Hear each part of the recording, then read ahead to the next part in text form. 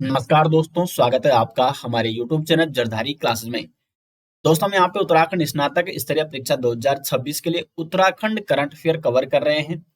आज Uttarakhand current affair का ये दूसरा पार्ट है और इस सीरीज में दोस्तों मैं आपको पिछले 1.5 साल का करंट अफेयर करा रहा हूँ उत्तराखंड का, जनवरी 2025 से लेकर अप्रैल 2026 तक। और दोस्तों, यदि आपको उत्तराखंड करंट अफेयर की ई बुक चाहिए, ई बुक नोट्स चाहिए, पीडीएफ नोट्स चाहिए उत्तराखंड स्नातक स्तरीय परीक्षा 2026 के लिए, तो लिंक आपको मिल जाएगा वीडियो के डिस्क्रिप्शन में। इस ई बुक में दोस्तों आपको पिछले 1.5 साल का, जनवरी 2025 से लेकर अप्रैल 2026 तक का संपूर्ण उत्तराखंड करंट अफेयर नोट्स मिल जाएंगे। लिंक दिया गया है दोस्तों वीडियो के डिस्क्रिप्शन में। वीडियो के डिस्क्रिप्शन से आप इस ई बुक को डाउनलोड कर सकते हैं, क्योंकि ये ई बुक आपकी आगामी एग्जाम के लिए महत्वपूर्ण है। देहरादून में एलिवेटेड EBRTS प्रोजेक्ट परियोजना शुरू। क्या है दोस्तों ये एलिवेटेड EBRTS? इसको पहले इसका संपूर्ण रूप आप देख सकते हैं। EBRTS का पूर्ण रूप है electric bus rapid transit system. ये दोस्तों इस प्रकार से सिस्टम ये देहरादून में शुरू किया जाएगा। उत्तराखंड सरकार ने देहरादून में सार्वजनिक परिवहन को बेहतर बनाने के लिए एलिवेटेड EBRTS परियोजना शुरू करने का निर्णय लिया गया है। और EBRTS का पूर्ण रूप मैं आपको बता चुका हूं, electric bus rapid transit system. ये इस प्रकार का सिस्टम होगा जिसमें जो बसें होगी वो, क्योंकि देहरादून में जो शहर में काफी भीड़ होती है, ट्रैफिक जाम होता है, तो इससे बचने के लिए बसें इस प्रकार से सड़कों के ऊपर इस प्रकार से ये सिस्टम बनाया जाएगा और इलेक्ट्रिक बस इसमें इस प्रकार से चलेंगी। तो इसको देहरादून में शुरू करने का, इस परियोजना को देहरादून में शुरू करने का निर्णय लिया गया है। एलिवेटेड EBRTS सिस्टम धरातल पर उतरने के बाद यह देश का पहला ऐसा मॉडल होगा जहां सड़क के ऊपर पिलर आधारित एलिवेटेड कॉरिडोर बनाकर विशेष ई बसों का संचालन किया जाएगा। पिलर बनाए जाएंगे और फिर ई बसें इस प्रकार से उस पिलर पर चलेंगी। भविष्य में इस एलिवेटेड कॉरिडोर को क्षेत्रीय कनेक्टिविटी मजबूत करने के लिए हरिद्वार और ऋषिकेश में भी जोड़ने की योजना है। ये जो प्रणाली दोस्तों वैश्विक स्तर पर चीन के सियामेन शहर के मॉडल का अनुसरण करती है। चीन के सियामेन शहर में इस परियोजना को शुरू किया गया था और जहां से 2008 में सफलतापूर्वक इसको शुरू किया गया था, चीन के सियामेन शहर में। देहरादून और सियामेन में भौगोलिक समानताएं लगभग एक जैसी हैं। सड़क चौड़ीकरण की कम गुंजाइश है और बढ़ता ट्रैफिक दबाव जैसे कारण इस मॉडल को देहरादून के लिए अत्यंत उपयुक्त बनाते हैं, क्योंकि देहरादून में लगातार जो ट्रैफिक है, ट्रैफिक का दबाव है वो बढ़ता जा रहा है। इसलिए इस योजनाओं को शुरू करने का विचार किया जा रहा है देहरादून में। Elevated EBRTS project. देहरादून और पिथौरागढ़ के बीच विमान हवाई सेवा का उद्घाटन। दोस्तों, देहरादून और पिथौरागढ़ के बीच विमान हवाई सेवा का उद्घाटन किया गया है। उत्तराखंड के मुख्यमंत्री पुष्कर सिंह धामी ने जोलीग्रांट एयरपोर्ट से देहरादून और सीमांत जिले पिथौरागढ़ के बीच 42 सीटर नई विमान सेवा का शुभारंभ किया। देहरादून और पिथौरागढ़ के बीच ये विमान हवाई सेवा का उद्घाटन किया गया। इस हवाई सेवा का संचालन एयरलाइंस एयर द्वारा किया जा रहा है, जो गढ़वाल और कुमाऊं मंडलों को आपस में जोड़ती है। इसके द्वारा इसका संचालन किया जा रहा है एयरलाइंस एयर द्वारा। ये उड़ान सेवा केंद्र सरकार की बहुचर्चित उड़ान यानी उड़े देश का आम नागरिक योजना के तहत शुरू की गई। किस योजना के तहत शुरू की गई है? उड़ान योजना के तहत देहरादून और पिथौरागढ़ के बीच विमान हवाई सेवा शुरू की गई है। इसका उद्घाटन मुख्यमंत्री पुष्कर सिंह धामी ने किया और संचालन किया जा रहा है एयरलाइंस एयर द्वारा। ये सभी चीजें इंपॉर्टेंट है दोस्तों, क्योंकि प्रश्न कहीं से भी बन सकता है और इसी प्रकार प्रश्न बनता है। जैसे प्रश्न बन सकता है कि देहरादून और पिथौरागढ़ के बीच जो विमान हवाई सेवा शुरू की गई है वो किस योजना के तहत शुरू की गई है? तो उड़ान योजना के तहत। और किसके द्वारा संचालित की जा रही है? एयरलाइंस एयर द्वारा। अब दूरी नहीं बनेगी बाधा, सुरक्षित मातृत्व तो हमारा वादा अभियान के तहत रुद्रप्रयाग जनपद में गर्भवती महिलाओं के लिए शुरू की गई है निःशुल्क हेलीकॉप्टर सेवा। निःशुल्क हेलीकॉप्टर सेवा शुरू की गई है दोस्तों रुद्रप्रयाग जनपद में गर्भवती महिलाओं के लिए। और ये किस अभियान के तहत शुरू की गई है? सुरक्षित मातृत्व हमारा वादा अभियान के तहत। उत्तराखंड के रुद्रप्रयाग जनपद में दूरस्थ एवं दुर्गम क्षेत्रों में रहने वाली गर्भवती महिलाओं के लिए एक विशेष निःशुल्क हेलीकॉप्टर सेवा की शुरुआत की गई है। इस पहल को अब दूरी नहीं बनेगी बाधा, सुरक्षित मातृत्व हमारा वादा अभियान के तहत शुरू की गई है। तो ये इंपॉर्टेंट है दोस्तों, प्रश्न बन सकता है एग्जाम में। रुद्रप्रयाग जनपद में गर्भवती महिलाओं के लिए शुरू की गई निःशुल्क हेलीकॉप्टर सेवा किस अभियान के तहत शुरू की गई है? अब दूरी नहीं बनेगी बाधा, सुरक्षित मातृत्व हमारा वादा, इस अभियान के तहत। यह महत्वपूर्ण सेवा राज्य के चिकित्सा स्वास्थ्य एवं चिकित्सा शिक्षा और नागरिक उड्डयन के संयुक्त सहयोग से संचालित की जा रही है। राज्य चिकित्सा स्वास्थ्य एवं चिकित्सा शिक्षा और नागरिक उड्डयन के संयुक्त सहयोग से ये संचालित की जा रही है। और इस योजना का मुख्य उद्देश्य है उन भौगोलिक क्षेत्रों में समय पर सुरक्षित प्रसव सुविधा उपलब्ध कराना जहां सड़क संपर्क की कमी के कारण आपातकालीन चिकित्सा सेवाएं पहुंचाना एक बड़ी चुनौती है। ये इस मुख्य उद्देश्य के साथ शुरू की गई है रुद्रप्रयाग जनपद में निःशुल्क हेलीकॉप्टर सेवा। राज्य स्तरीय रेवेन्यू लोक अदालत पहल का उद्घाटन। दोस्तों, उत्तराखंड में रेवेन्यू लोक अदालत का उद्घाटन किया गया है और इस पहल के बारे में विस्तार से जानेंगे। उत्तराखंड के मुख्यमंत्री पुष्कर सिंह धामी ने वीडियो कॉन्फ्रेंसिंग के माध्यम से राज्य स्तरीय रेवेन्यू लोक अदालत का उद्घाटन किया। जैसे इसके नाम से लग रहा है अदालत, यानी प्रत्येक व्यक्ति को न्याय दिलाना, आपके द्वार न्याय, इस अवधारणा के तहत इस पहल को शुरू किया गया है। तो किस अवधारणा के तहत रेवेन्यू लोक अदालत पहल का उद्घाटन किया गया है? आपके द्वार न्याय अवधारणा के तहत। और राज्य के सभी 13 जिलों के लगभग 210 स्थानों पर एक साथ आयोजित की गई। इस रेवेन्यू लोक अदालत के माध्यम से लगभग 6,933 लंबित मामलों का जल्द निपटारा होने की उम्मीद है। साथ ही दोस्तों, राज्य सरकार द्वारा इन अदालतों का जो संचालन किया गया है वो 4 सिद्धांतों पर शुरू किया गया। कौन कौन से हैं? सरलीकरण, समाधान, निस्तारण और संतुष्टि, यानी simplification, solution, disposal and certification. ये जो 4 दोस्तों आधार है इस पहल के, 4 सिद्धांतों पर आधारित है ये पहल। तो अदालतों का संचालन इन 4 सिद्धांतों पर किया जा रहा है: सरलीकरण, समाधान, निस्तारण और संतुष्टि। राजस्व अदालतों की प्रक्रिया को पारदर्शी और डिजिटल बनाने के लिए revenue court case management system यानी RCCMS पोर्टल का उपयोग किया जा रहा है। कौन सा पोर्टल उपयोग किया जा रहा है? RCCMS, revenue court case management system. राज्य स्तरीय रेवेन्यू लोक अदालत पहल का उद्घाटन किया गया है उत्तराखंड में। बनबसा चंपावत में व्यापार और आवागमन को सुगम बनाने के लिए अत्याधुनिक लैंड पोर्ट का निर्माण, एक अत्याधुनिक लैंड पोर्ट का दोस्तों निर्माण किया जा रहा है बनबसा में, जो कि चंपावत में स्थित है। और जो चंपावत की सीमा, आपको पता है कि चंपावत की सीमा भारत और नेपाल की सीमा है। यानी चंपावत कौन से देश के साथ सीमा साझा करता है? नेपाल के साथ। तो भारत नेपाल सीमा पर उत्तराखंड के बनबसा गुदमी क्षेत्र चंपावत क्षेत्र में एक अत्याधुनिक लैंड पोर्ट का निर्माण किया जा रहा है। इस महत्वपूर्ण परियोजना का निर्माण land port authority of India यानी LPAI और उत्तराखंड सरकार के संयुक्त सहयोग से किया जा रहा है। ये लैंड पोर्ट बनाया जा रहा है बनबसा में, वो किसके सहयोग से बनाया जा रहा है? उत्तराखंड सरकार और LPI यानी land port authority of India, इसके संयुक्त सहयोग से ये लैंड पोर्ट बनाया जा रहा है। इस लैंड पोर्ट के बनाने से दोनों देशों के बीच लॉजिस्टिक्स सेक्टर को मजबूती मिलेगी, ट्रांसपोर्टेशन लागत में कमी आएगी और सीमावर्ती किसानों व व्यापारियों को नए बाजार सुलभ होंगे। तो कहाँ बनाया जा रहा है ये अत्याधुनिक लैंड पोर्ट? ये बनबसा चंपावत में बनाया जा रहा है। बद्री गाय के संरक्षण और संवर्धन के भराड़ीसैंण यानी गैरसैंण में विशेष केंद्र स्थापित।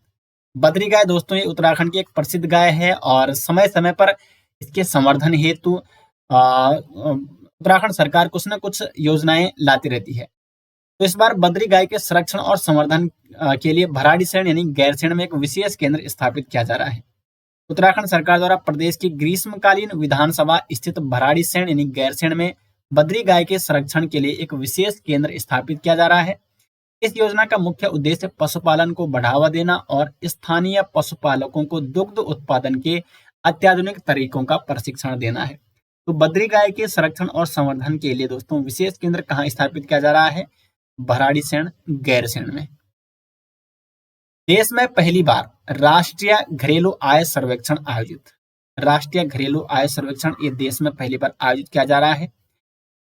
नेशनल हाउसहोल्ड इनकम सर्वे यानी राष्ट्रीय घरेलू आय सर्वेक्षण, तो इसका आयोजन किया जा रहा है जिसकी शुरुआत 1 अप्रैल से दोस्तों उत्तराखंड राज्य में की गई। और ये एक अखिल भारतीय यानी ऑल इंडिया सर्वेक्षण है। तो इसकी शुरुआती उत्तराखंड से संबंधित इंपॉर्टेंट इसलिए है क्योंकि शुरुआत इसकी 1 अप्रैल से उत्तराखंड राज्य से की गई। इस महत्वपूर्ण सर्वेक्षण का संचालन नेशनल स्टैटिस्टिकल डिपार्टमेंट यानी राष्ट्रीय सांख्यिकी कार्यालय द्वारा किया जा रहा है। ये महत्वपूर्ण सर्वेक्षण है, इसका संचालन राष्ट्रीय सांख्यिकी कार्यालय द्वारा किया जा रहा है और ये सर्वे मार्च 2027 तक जारी रहेगा। तो अप्रैल 2026 में इसकी शुरुआत हुई है, मार्च 2027 तक ये जारी रहेगा। सर्वे का मुख्य उद्देश्य जान लेते हैं। वेतन, कृषि, व्यवसाय और मजदूरी जैसे अलग अलग स्रोतों से प्रत्येक परिवार की आय का डाटा एकत्रित करना, ताकि देश की वास्तविक आय का सटीक आकलन किया जाए। राष्ट्रीय सांख्यिकी कार्यालय की टीमें घर घर जाकर ये विस्तृत डाटाबेस तैयार करेगी। तो दोस्तों, राष्ट्रीय घरेलू आय का सर्वेक्षण किया जा रहा है देश में, और इसकी शुरुआत उत्तराखंड से की गई।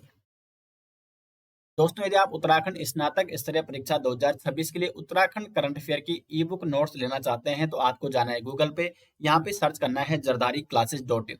zardariclasses.in ये दोस्तों हमारी ऑफिशियल साइट है, और यहाँ पे सबसे पहले आपको देखने को मिल जाएगी उत्तराखंड स्नातक स्तरीय परीक्षा 2026 हेतु उत्तराखंड करंट अफेयर, जिसमें जनवरी 2025 से लेकर अप्रैल 2026 तक के complete Uttarakhand current affair include किए गए हैं। इसमें दोस्तों आपको लेटेस्ट आर्थिक सर्वेक्षण, बजट, प्रमुख योजनाएं, ऑपरेशन, प्रमुख सूचकांक सम्मेलन, और साथ में 200 प्लस एमसीक्यूज भी इसमें दिए गए हैं। साथ में अलग से बजट और आर्थिक सर्वेक्षण के एमसीक्यू इसमें इंक्लूड किए गए हैं। यदि आप इस ई बुक को हिंदी में लेना चाहते हैं तो इस लिंक पे आपको क्लिक करना है, और इंग्लिश में लेना चाहते हैं तो इंग्लिश वाले एडिशन से आपको ये डाउनलोड करनी है। ये है, ये इंग्लिश में है। दोनों लैंग्वेज में, हिंदी अथवा इंग्लिश, जिस भी लैंग्वेज में आप लेना चाहते हैं तो इस ई बुक को आप डाउनलोड कर सकते हैं। तो आपको zardariclasses.in साइट में जाना है, या वीडियो के डिस्क्रिप्शन में मैं आपको लिंक दे दूंगा। संतोषी सोलंकी 77वीं गणतंत्र दिवस परेड में नई दिल्ली के कर्तव्य पथ पर विशेष अतिथि के रूप में आमंत्रित।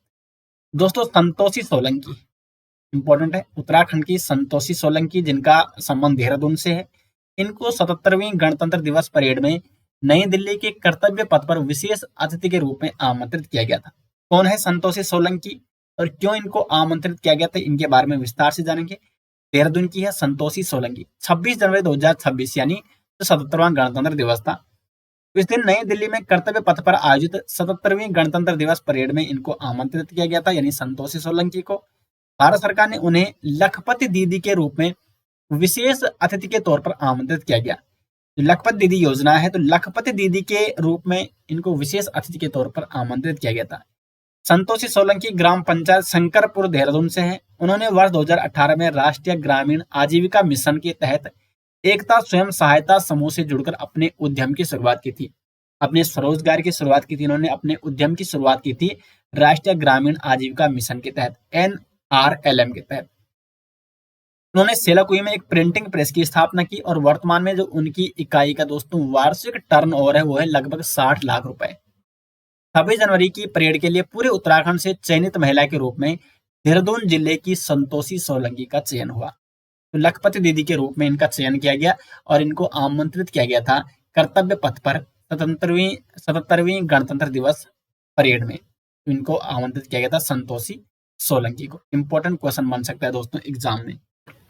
8वां राष्ट्रीय पोषण माह 2025। दोस्तों, राष्ट्रीय स्तर पर पोषण माह चलाया जाता है। तो जो इस वर्ष का 8वां राष्ट्रीय पोषण माह 2025 है, इसका समापन हुआ देहरादून में। समापन समारोह 17 अक्टूबर 2025 को देहरादून के हिमालयन सांस्कृतिक केंद्र में आयोजित किया गया था। इसकी थीम क्या थी? जो ये 8वां राष्ट्रीय पोषण माह 2025 है, इस वर्ष इसकी थीम थी स्वस्थ नारी सशक्त परिवार, जिसमें महिलाओं के साथ पुरुषों और युवाओं की भागीदारी पर जोर दिया गया। इस पोषण अभियान की अगर हम शुरुआत की बात करें, तो इसकी शुरुआत प्रधानमंत्री श्री नरेंद्र मोदी द्वारा 8 मार्च 2018 को की गई थी, और इसे अब मिशन पोषण 2.0 के तहत संचालित किया जा रहा है।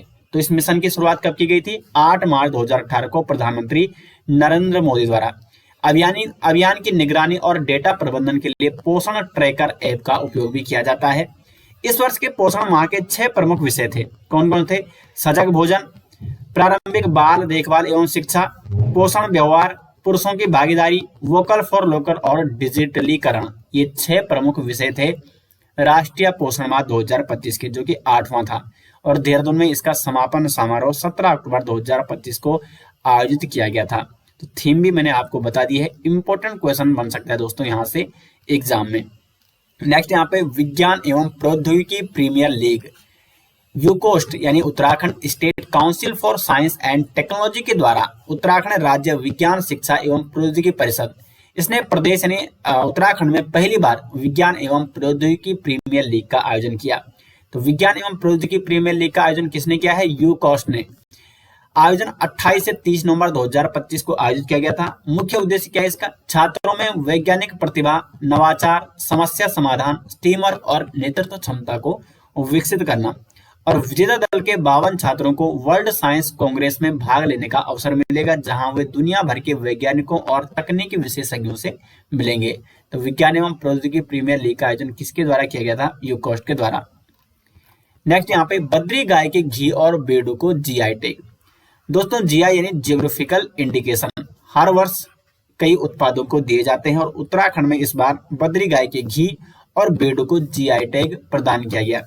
उत्तराखंड के बद्री गाय के घी और बेडू, जिसको हिमालयनी फिग भी कहते हैं, इसको हाल ही में उनकी विशिष्टता के लिए भौगोलिक संकेतक यानी जीआई टैग प्रदान किया गया।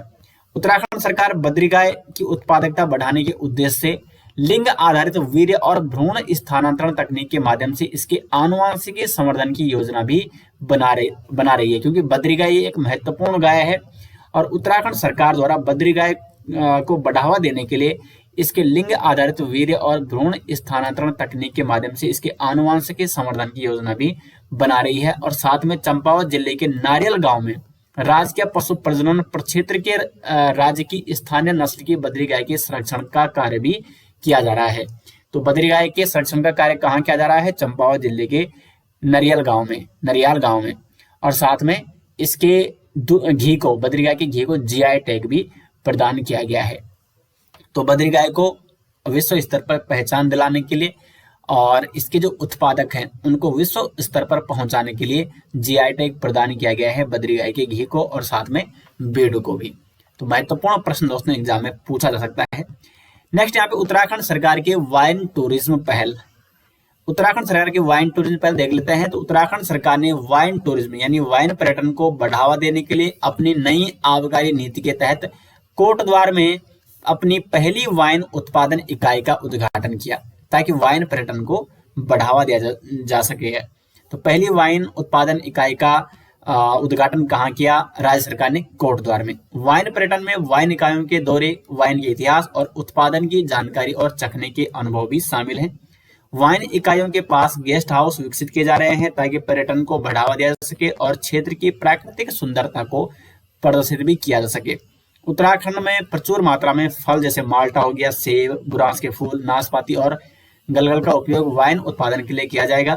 कोटद्वार में एक निजी वाइन इकाई संचालित है और बागेश्वर और चंपावत में नई इकाइयां स्थापित करने की योजना है। तो कोटद्वार में तो एक इकाई स्थापित की जा चुकी है और जो नई इकाइयां स्थापित करने की योजना बनाई जा रही है वो है बागेश्वर में और चंपावत में।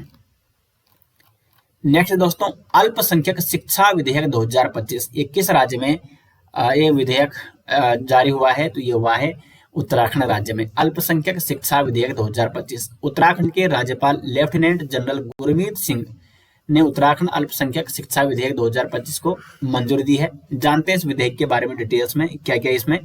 तो इस विधेयक के लागू होने के बाद राज्य में चल रहे सभी मदरसों को उत्तराखंड अल्पसंख्यक शिक्षा प्राधिकरण से मान्यता लेनी होगी और उत्तराखंड विद्यालय शिक्षा परिषद यानी उत्तराखंड बोर्ड से संबंध होना अनिवार्य है। जो ये मदरसे हैं संचालित होंगे उनको एक तो उत्तराखंड अल्पसंख्यक शिक्षा प्राधिकरण से मान्यता लेनी होगी और साथ में उत्तराखंड बोर्ड से संबंध होना उनका अनिवार्य होगा। उद्देश्य क्या है?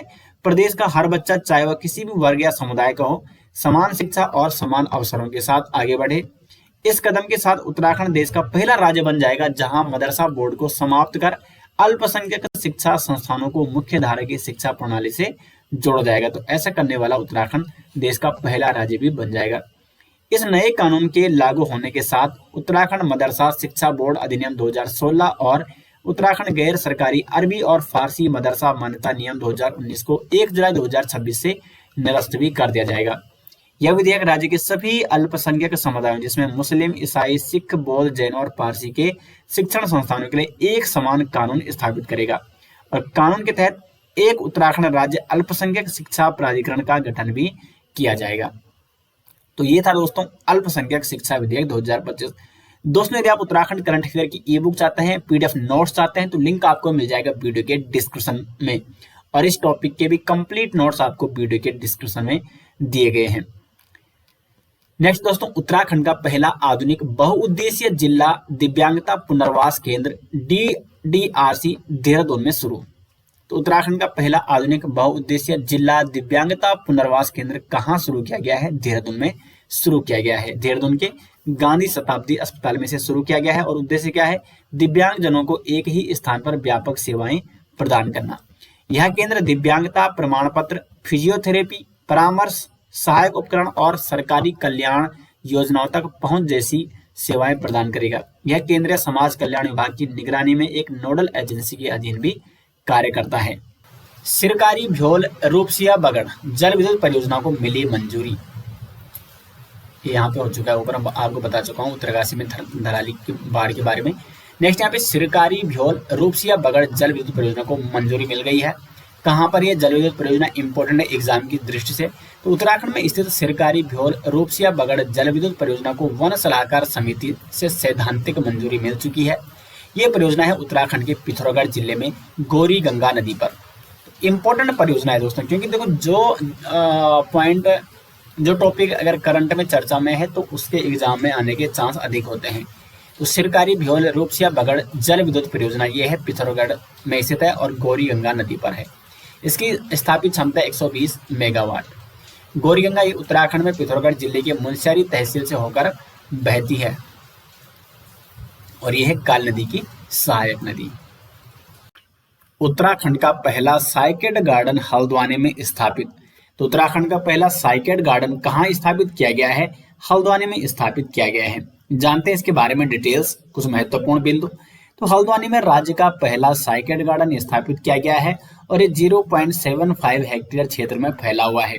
साइकेड की 31 प्रजातियां इसमें शामिल की गई हैं, जिसमें 17 संकटग्रस्त प्रजातियों को भी यहाँ पे संरक्षित किया गया है, जिसमें भारत की 9 देसी प्रजातियां भी शामिल है।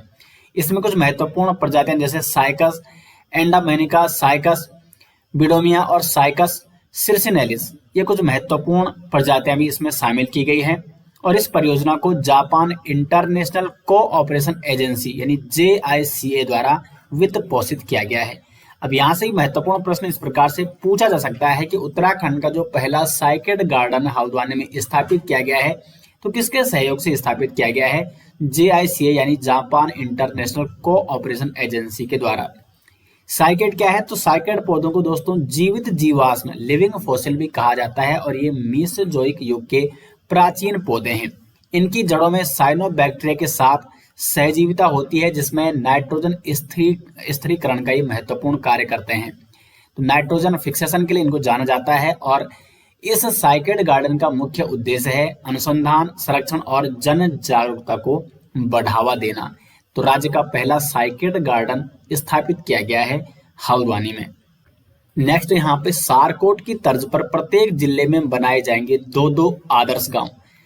अभी जो सारकोट गांव है दोस्तों, ये कहाँ स्थित है? ये है चमोली जनपद के गैरसैंण में स्थित है सारकोट गांव और ये सारकोट गांव को मुख्यमंत्री आदर्श ग्राम की संज्ञा दी गई है। तो मुख्यमंत्री आदर्श ग्राम है सारकोट, जो कि चमोली के गैरसैंण में है और इसी की तर्ज पर प्रत्येक जिले में 2-2 आदर्श गांव बनाए जाएंगे उत्तराखंड में। इन गांवों में समग्र विकास व आजीविका संवर्धन की योजनाओं को प्रभावी तरीके से लागू करने में विशेष ध्यान दिया जाएगा, क्योंकि ये बनेंगे मुख्यमंत्री आदर्श गांव। किसके तर्ज पर? सारकोट की तर्ज पर। और प्रत्येक जिले में बनाए जाने वाले आदर्श गांव में कृषि, बागवानी, पशुपालन, मौन पालन, दुग्ध विकास, मशरूम उत्पादन के साथ ही समग्र सामाजिक और आर्थिक विकास के लिए एकीकृत प्रयास भी किए जाएंगे। और स्थानीय स्तर पर जैसे कि उत्पादित सौर ऊर्जा के माध्यम से इन गांवों को रोशन करने की व्यवस्था करने के निर्देश भी दिए गए हैं। तो किस गांव की तर्ज पर प्रत्येक जनपद में 2-2 आदर्श गांव बनाए जाएंगे? सारकोट गांव की तर्ज पर। सारकोट ये एक मुख्यमंत्री आदर्श ग्राम है जो कि चमोली के गैरसैंण में स्थित है। नेक्स्ट यहाँ पे उत्तराखंड की पहली योग नीति का शुभारंभ। तो उत्तराखंड की पहली योग नीति का शुभारंभ दोस्तों हो चुका है। भराड़ीसैंण में 11वें अंतर्राष्ट्रीय योग दिवस के अवसर पर उत्तराखंड की पहली योग नीति का शुभारंभ किया गया। महत्वपूर्ण बिंदु जान लेते हैं। तो उत्तराखंड के मुख्यमंत्री ने राज्य की पहली योग नीति का शुभारंभ किया है। गढ़वाल और कुमाऊं में आध्यात्मिक आर्थिक क्षेत्र के निर्माण की घोषणा की गई है। इसके साथ ही और उद्देश्य क्या है योग नीति का? उत्तराखंड को योग और कल्याण की वैश्विक राजधानी के रूप में विकसित करना। तो साथ में स्पिरिचुअल इकोनॉमिक जोन का निर्माण भी किया जाएगा गढ़वाल और कुमाऊं में, यानी आध्यात्मिक आर्थिक क्षेत्र का निर्माण भी किया जाएगा इसके साथ ही। नेक्स्ट यहाँ पे प्रोजेक्ट एलिफेंट की 21वीं संचालन समिति की बैठक।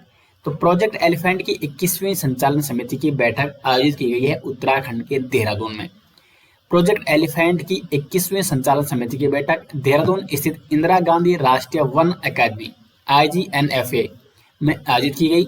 बैठक की अध्यक्षता केंद्रीय पर्यावरण मंत्री भूपेंद्र यादव ने की और बैठक में मानव हाथी संघर्ष जैसे मुद्दों पर चर्चा की गई। स्थानीय समुदायों की भागीदारी से संरक्षण प्रयासों को मजबूती देने पर बल दिया गया। भारतीय हाथी को IUCN के रेड लिस्ट में लुप्तप्राय प्रजातियों में भी शामिल किया गया है। जो भारतीय हाथी है इसको IUCN की रेड लिस्ट में भी लुप्तप्राय प्रजातियों में शामिल किया जा चुका है। और शिवालिक हाथी रिजर्व ये उत्तराखंड में 2002 में स्थापित हुआ और यह भारत के हाथी बहुल क्षेत्रों में से एक है। तो शिवालिक हाथी रिजर्व कहाँ है? उत्तराखंड में है। 2002 में इसको स्थापित किया गया था। और इस रिजर्व में राज्य राष्ट्रीय उद्यान, कार्बेट टाइगर रिजर्व और सोना नदी वन्यजीव अभ्यारण्य सहित अनेक संरक्षित क्षेत्र सम्मिलित किए जाते हैं। विश्व हाथी दिवस की बात करें तो प्रतिवर्ष 12 अगस्त को विश्व हाथी दिवस के रूप में भी मनाया जाता है। तो ये कुछ महत्वपूर्ण फैक्ट थे जो एग्जाम की दृष्टि से इंपॉर्टेंट है। तो प्रोजेक्ट एलिफेंट की 21वीं संचालन समिति की बैठक कहाँ की गई? देहरादून में। नेक्स्ट यहाँ पे प्रदर्शन ग्रेडिंग इंडेक्स डिस्ट्रिक्ट PGID 2023-24। तो ये डिस्ट्रिक्ट की क्या है? यहाँ पे ये प्रदर्शन ग्रेडिंग रैंकिंग है, प्रदर्शन ग्रेडिंग इंडेक्स डिस्ट्रिक्ट PGID 2023-24 जो कि हाल ही में जारी हुई है। ये रिपोर्ट किसके द्वारा जारी की जाती है? तो शिक्षा मंत्रालय के द्वारा जारी की जाती है PGID रिपोर्ट। अगर हम राज्य की बात करें तो राज्य में इस रिपोर्ट में जो प्रथम जनपद आया है वो आया है नैनीताल, 600 में से 324 अंक। और कौन सा ग्रेड मिला है नैनीताल को? प्रचेष्टा 1 ग्रेड। ये भी आपको नोट करना है कि PGID रैंकिंग में नैनीताल को कौन सा ग्रेड मिला है? प्रचेष्टा 1 ग्रेड। और राज्य में ये प्रथम आया है अगर हम जनपद वार देखें। और द्वितीय स्थान पर आया देहरादून 600 में से 317 अंक के साथ, और इसको भी प्रचेष्टा 1 की ग्रेड मिली है। देहरादून ने डिजिटल लर्निंग, कक्षा शिक्षण प्रक्रिया और शैक्षणिक परिणामों में विशेष प्रगति की इस रैंकिंग में हासिल। राष्ट्रीय रैंकिंग की बात करें तो उत्तराखंड 25वें स्थान पर आया है राज्य और केंद्र शासित प्रदेशों में। अगर टोटल रैंकिंग की बात करें राज्य और केंद्र शासित प्रदेशों को मिलाकर तो देश में 25वां स्थान प्राप्त किया है PGID रैंकिंग में उत्तराखंड ने 2023-24 रैंकिंग में। और उत्तराखंड को कौन से ग्रेड में शामिल किया गया है? तो आकांक्षी 1 ग्रेड में शामिल किया गया है उत्तराखंड को। PGID 2023-24 में उत्तराखंड का स्कोर रहा 526.3, जबकि पिछले वर्ष 2022-23 की तुलना में स्कोर में -11.9 की कमी दर्ज की गई है। यानी पिछले वर्ष की तुलना में कमी आई है PGID 2023-24 वर्तमान में कमी आई है किसके मुकाबले? 2022-23 के मुकाबले स्कोर में। तो महत्वपूर्ण प्रश्न बन सकता है यहाँ से एग्जाम में। नेक्स्ट यहाँ पे केदारनाथ वन्यजीव अभ्यारण्य में एक नई चमगादड़ प्रजाति की खोज की गई। तो केदारनाथ वन्यजीव अभ्यारण्य यहाँ पर खोजी गई है एक नई चमगादड़ प्रजाति। उत्तराखंड के केदारनाथ वन्यजीव अभ्यारण्य में एक नई चमगादड़ प्रजाति की खोज की गई है, Himalayan long tailed myotis. Himalayan long tailed myotis. यह प्रजाति पहले वर्ष 1998 में पाकिस्तान के खैबर पख्तूनख्वा क्षेत्र में दर्ज की गई थी, लेकिन अब भारत में औपचारिक रूप से जोटाक्सा जर्नल में प्रकाशित अध्ययन के माध्यम से इसकी पुष्टि भी की गई है। और हाल ही में ये कहाँ खोजी गई है? केदारनाथ वन्यजीव अभ्यारण्य में। नेक्स्ट यहाँ पे राष्ट्रपति द्रौपदी मुर्मू ने देहरादून में राष्ट्रपति तपोवन और राष्ट्रपति निकेतन का उद्घाटन किया। द्रौपदी मुर्मू ने राष्ट्रपति तपोवन और राष्ट्रपति निकेतन का उद्घाटन कहाँ किया? देहरादून में। द्रौपदी मुर्मू ने अपनी 3 दिवसीय देहरादून यात्रा के दौरान राष्ट्रपति तपोवन और राष्ट्रपति निकेतन का उद्घाटन किया है। इस अवसर पर आगंतुक सुविधा केंद्र और कैफेटेरिया जैसी जन सुविधाओं का भी उद्घाटन हुआ है। राष्ट्रपति निकेतन में राष्ट्रीय उद्यान की आधारशिला भी रखी गई है और उन्होंने राष्ट्रपति निकेतन, तपोवन और उद्यान की जैव विविधता पुस्तक का विमोचन भी किया है। इस अवसर पर उनके द्वारा कौन सी पुस्तक का विमोचन किया गया है? राष्ट्रपति निकेतन, तपोवन और उद्यान। इस पुस्तक में राष्ट्रपति निकेतन, तपोवन और उद्यान की 300 से अधिक वनस्पतियों और 170 से अधिक जीव जंतुओं की प्रजातियों की सूची दी गई है, जिसमें तितलियां, पक्षी और स्तनधारी जीव भी शामिल है। नेक्स्ट यहाँ पे राज्य का पहला कांच का पुल बजरंग सेतु। तो बजरंग सेतु ये बना राज्य का पहला कांच का पुल। जानते हैं इसके बारे में डिटेल्स। तो उत्तराखंड के ऋषिकेश में बजरंग सेतु नाम से राज्य का पहला कांच का पुल बनकर तैयार हो रहा है। तो राज्य का पहला कांच का पुल कहाँ बन रहा है? ऋषिकेश में, जिसका नाम रखा गया है बजरंग सेतु। तो बजरंग सेतु कहाँ है? ये ऋषिकेश में है और ये होगा राज्य का पहला कांच का पुल। लोक निर्माण विभाग द्वारा बनाया जा रहा है ये, और यह पुल 132 मीटर लंबा है, जबकि इसकी चौड़ाई की बात करें तो 5 मीटर चौड़ा है। तो कई बार इसकी लंबाई भी पूछी जा सकती है एग्जाम में। तो बजरंग सेतु पुल की लंबाई कितनी है? 132 मीटर। ये आधुनिक पर्यटन परियोजना टिहरी और पौड़ी जिलों को जोड़ेगी। तो कहाँ स्थित है ये? ऋषिकेश उत्तराखंड में। निर्माण कराया जा रहा है पीडब्ल्यूडी के द्वारा। लंबाई इसकी 132 मीटर है और चौड़ाई 5 मीटर है।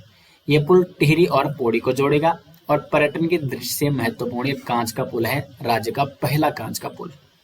इंपॉर्टेंट प्रश्न है दोस्तों एग्जाम की दृष्टि से। नेक्स्ट यहाँ पे मनरेगा में 100 दिन का रोजगार देने में देहरादून प्रथम।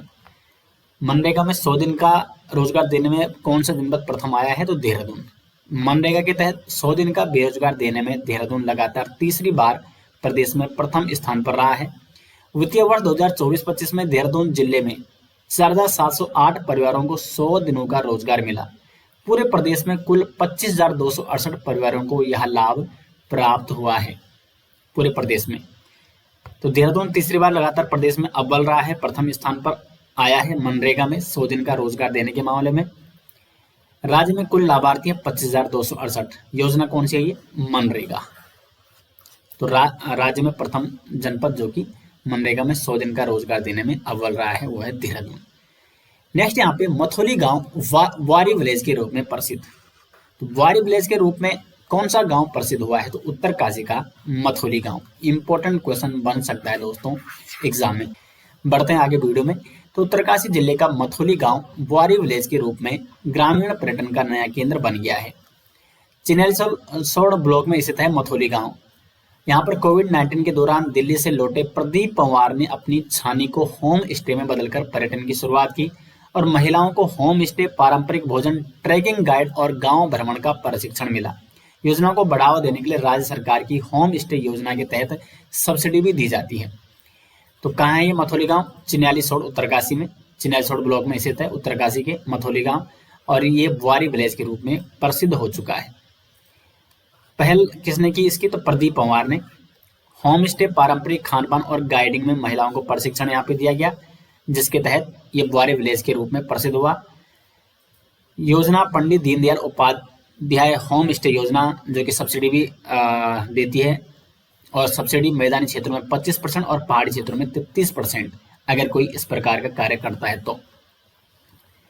नेक्स्ट यहाँ पे उत्तराखंड के सभी जिलों में continuous ambient air quality monitoring system CAAQMS स्थापित किए जाएंगे।